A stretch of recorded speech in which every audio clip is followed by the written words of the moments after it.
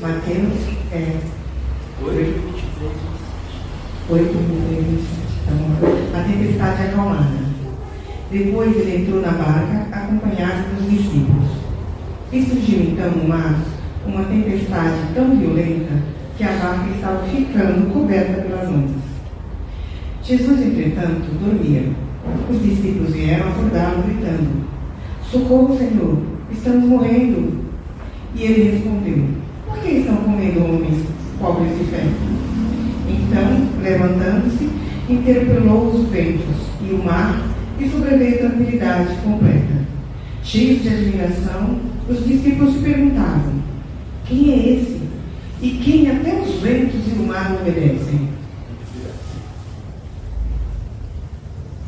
Essa reflexão que eu vou fazer para vocês, dessa passagem bíblica, foi feita em eu considero que é o meu guru, Swami Baba, um indiano que ama Jesus e que tem muito a passar aqui para a gente. Quando eu entendi essa passagem, e vou tentar aqui usar palavras simples e claras, mudou muito bem a minha vida e eu gostaria que esse intuito também pudesse servir de parâmetro para a vida de vocês.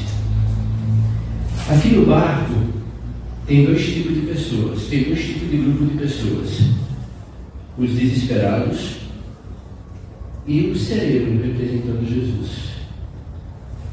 O que quer dizer esse barco? Esse barco é a nossa vida, esse barco é o nosso corpo, e o lugar de barco é no mar, o lugar do corpo é na vida. O nosso barco passa por tempestades. E como que a gente age a essas tempestades? Como os desesperados discípulos ou com a serenidade de Jesus? Por quê? Porque quando diz que Jesus dorme, na verdade, Jesus não dorme. Jesus está sereno. E qual que é o fato que ele usa muito no testamento dele, na passagem dele? Homens de pouca fé. Eu vou fazer uma pequena reflexão do que é pouca fé e muita fé. Aí cada um vê onde encaixa-se na vida de vocês. O que é pouca fé? Pouca fé é a ciência, vamos falar assim. O Einstein lá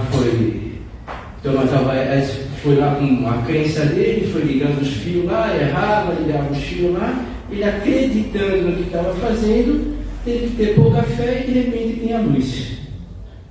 Muita fé é quando a gente tem na transcendência. Tem que ter muita fé para acreditar que Jesus andou pelas águas. Tem que ter muita fé para acreditar que Jesus ressuscitou mortos. Tem que ter muita fé para acreditar que Jesus acalmou a tempestade. Então essa é a diferença. A pouca fé é a materialidade. É a gente utilizando ela no nosso dia a dia material. Homens de pouca fé. E muita fé é quando a gente tenta transcender a materialidade e voltar a nossa consciência para o plano espiritual. Não sei se vocês viram aqui, quando que teve a transformação da cena, quando eles conseguiram acordar Jesus.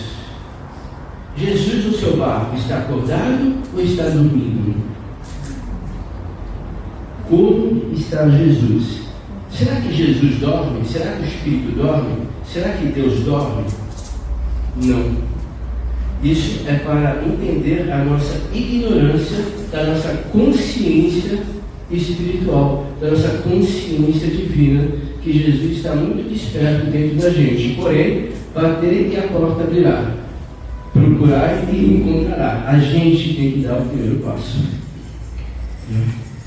Uma outra coisa que dá para chamar muita atenção nessa passagem existem três coisas. Aí espero que isso faça sentido na vida de vocês, que deixa Jesus meio adormecido dentro da gente. São os três I's que esses grandes gurus falam para a gente. O primeiro I é o da impermanência. O ser humano foge da impermanência que nem o diabo foge da cruz. A impermanência é o que nós temos de real. Quando uma criança nasce, viva em permanência. Quando alguém desencarna, viva em permanência. Mas a gente quer que as coisas sejam permanentes. Isso traz dor e sofrimento. Entender a impermanência das coisas é algo fundamental para que nós possamos transcender a nossa pouca fé para a nossa muita fé. A impermanência é muito difícil a gente fazer aquilo que não gosta e não fazer aquilo que gosta. Esses grandes sábios falavam que a gente tem que passar calmamente ativo pela nossa tempestade e ativamente calmo pela nossa tempestade. Nesse sentido, esse barco, dessa simbologia toda que nós acabamos de estudar, quem que deve conduzir o nosso barco? Não, nós. Nós que temos que conduzir o nosso barco com os ensinamentos de Jesus. Ele é o nosso capitão, ele é o nosso almirante. Se a gente não conseguir colocar em prática os ensinamentos de Jesus, o nosso barco vai ficar à deriva e a gente vai ficar desesperado com a insegurança e o medo da impermanência. O outro I, que esses grandes mestres explicam para a gente, é da insatisfação.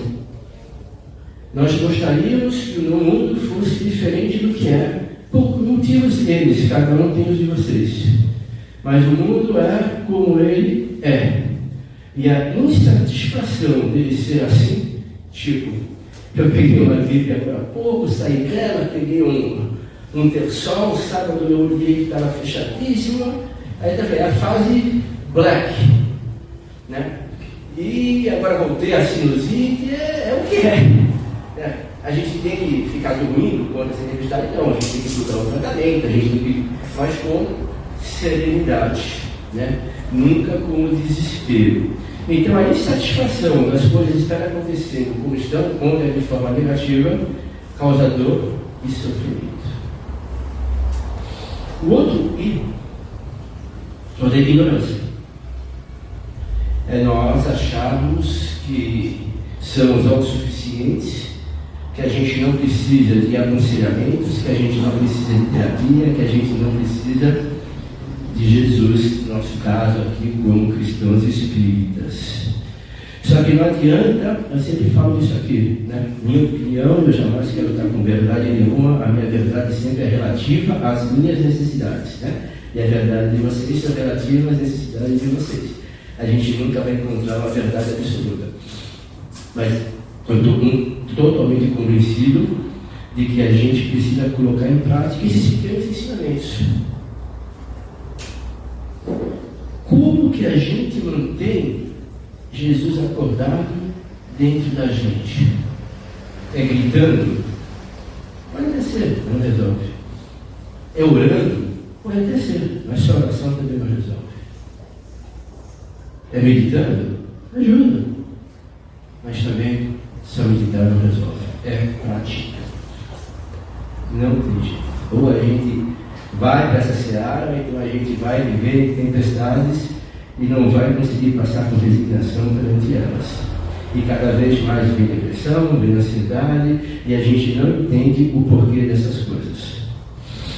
Existe também algo que é muito interessante nessa reflexão, da gente entender o que no Bhagavad Gita, que é esse livro, não sei se a Bíblia desse Hindus, que se eu pudesse viver numa vida deserta, alguém falasse que livro você quer levar para poder ler todos os dias até a sua vida? Bhagavad Gita. Esse livro é psicologia humana pura. Está escrito o seguinte, Krishna falando para Arjuna, é muito interessante isso a gente levar para o nosso plano espiritual. A gente vive sem respirar. Quantas vezes você tem consciência da sua respiração durante o dia? Quase nenhuma. A gente respira cerca de 26 mil vezes por dia. Por dia. No Bhagavad Gita diz que se a gente conseguir ter consciência de 10 mil respirações durante a nossa vida toda, a gente atinge a consciência crística. Não sei se vocês percebem, quando a gente está nervoso e ofegante, a nossa respiração está rápida. E quando a gente está calmo e sereno, a gente respira devagar. Não tem como ninguém aqui eu chegar e falar assim, para de pensar, pense em outras coisas. Não, você vai ficar pensando correlato àquilo que você está sentindo. Não tem jeito, é assim que funciona a patologia humana. Não adianta você transmutar de pensamento, que se você está sentindo uma coisa, ele vai voltar, e vai voltar com mais intensidade. Mas se eu falar para você, respira mais devagar, você consegue. A respiração, segundo esses grandes gurus, e quando eu comecei a praticar isso, me ajuda muito, eu faço isso todos os dias. A prática da respiração, ela acalma a nossa mente, ela nos deixa serenos como Jesus estava no meio da tempestade. A gente começa a pensar melhor, a gente começa a fugir de um outro I que é muito temeroso, que é da impessoalidade.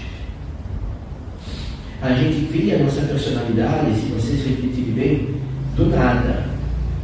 Eu me chamo Carlos, mas se eu me chamasse Marcelo, eu seria a mesma pessoa devido a todos os encontros que eu tive no mundo que me trouxeram até aqui hoje. Então a Rosa, se não tivesse o nome de Rosa, continuaria cheirando o que ela está cheirando. Nós somos impessoais. Mas a gente não consegue viver na impessoalidade, porque nós temos pensamentos e temos sentimentos e nós nos identificamos 100% nos nossos pensamentos e nos nossos sentimentos. A respiração, segundo esses grandes gurus, é uma forma potente para a gente manipular os nossos pensamentos. E daqui a pouco eu vou fazer um experimento bem rapidinho aqui com vocês. E quem gostar, leva para a vida de vocês. E quem não gostar também não tem problema nenhum. Tá bom?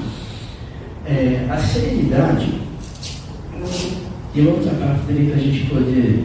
Eu não vou me alongar muito, até porque eu não estou me aguentando muito de pé aqui hoje. Mas tem uma outra forma da gente poder também interpretar essa passagem de Jesus.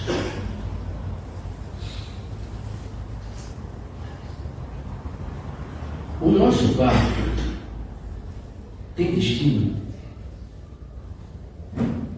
A gente tem objetivos. A gente sabe onde a gente está, quem nós somos, que tipo de carga tem dentro da gente e aonde a gente quer chegar. Como que a gente se comporta quando os reversos chegam? Desesperado, procurando ajuda numa casa espírita, numa igreja, ou a gente também tem a serenidade de saber que quem que tem que conduzir o nosso barco somos nós mesmos. Não podemos terceirizar. Isso é um grande engano que muita gente carrega. Nós temos que, dentro das nossas convicções, rezar, orar, da forma que cada um queira, né? De preferência, que nem Jesus ensinava, né? Em silêncio do seu quarto, né? Nós temos que entender que o mundo é imprevisível, que o mundo é inseguro e que o mundo é fatal. Essa é a vida do mundo. Pode ir para a Polônia, pode ir para onde você quiser, o que você vai encontrar lá? O mundo. Nós vivemos, segundo os espíritas, um mundo de provas e expiações. O que quer dizer provas e expiações? Ninguém desencarna sem poder passar por todas as provas que veio passar. E essas provas, com a personalidade e com os valores que a gente tem hoje, é a oportunidade que nós temos de fazer diferente do que esse espírito que anima meu corpo fez quando movimentava um outro corpo. Por isso que a serenidade e não reagir de imediato diante dos reversos é fundamental para que a gente não cometa os mesmos erros que foi cometido em outras vidas. Nós temos que entender também que as expiações, esses sofrimentos, não é para a gente aprender nada, é para a gente poder superá-los com serenidade e com os conhecimentos que a gente adquire, no nosso caso aqui, estudando esse cidadão aí chamado Jesus. que tem muita coisa para poder dar para a gente. Mas não adianta nada a gente ler, a gente estudar, até entender o que ele quer passar para a gente, se a gente não tiver capacidade de colocar em prática. Eu não vou me alongar muito hoje, porque o recado dessa serenidade de Jesus, eu acho que eu não tenho a capacidade de suave baba para passar isso para vocês, mas eu procurei passar para vocês aquilo que eu pratico no meu dia a dia, que é o desespero. Não adianta. Amanhã será terça-feira com você estando bem ou com você não estando bem. Amanhã o sol surgirá e ele não está nem aí para os teus sentimentos, para a tua moral, para a tua forma de ver o mundo. E eu sempre falo em todas as palestras que eu dou, eu repito isso sempre. Hoje, aquela criancinha que está nascendo nesse exato momento, daqui a 100 anos não estará mais aqui nesse planeta. Daqui a pouco nós estamos partindo. Daqui a pouco, de acordo com as nossas fés, a gente vai desencarnar. E daqui a 100 anos ninguém vai lembrar da gente. Ninguém vai lembrar de Carlos, ninguém vai lembrar de ninguém aqui. Nós vamos entrar para o esquecimento. Ninguém aqui lembra do seu tataravô, nem o nome dele, nem o nome dela. Nós entraremos sempre para o esquecimento. Então nós temos que fazer valer a vida na vida. No aqui e agora. Diante das imprevisibilidades, diante das fatalidades que o barco, que a tempestade irá nos trazer com certeza, porque nós temos muitas provas para espiar. E se vivo estamos, é porque nós temos que espiar muito. Eu vou pedir para que vocês, por favor, fechem os olhos.